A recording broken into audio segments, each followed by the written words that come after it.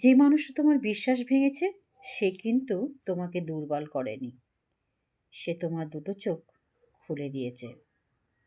বিশ্বাসঘাতক হয়ে সে বুঝিয়ে দিয়েছে যে কারোর ওপর ভরসা করা উচিত নয়। দূর থেকেই মানুষকে সম্মান দেখানোই যথেষ্ট। যে কষ্ট তুমি পেয়েছো তা তোমার শেষ নয়, এটাই তোমার শুরু।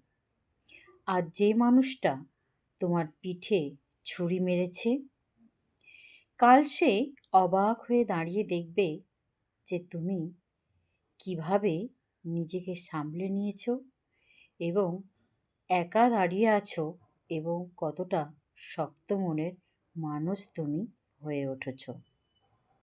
সবসময় জানবে, ঠক, প্রতারক, বিশ্বাসঘাতকরা জাস্ট আমাদের জীবনে ভিলেন হয়ে আসে। আর আমাদের গল্পে আমরাই কিন্তু হিরো, আমরাই সেরা। তাই না? কেমন লাগলো তোমাদের? বলে যেও।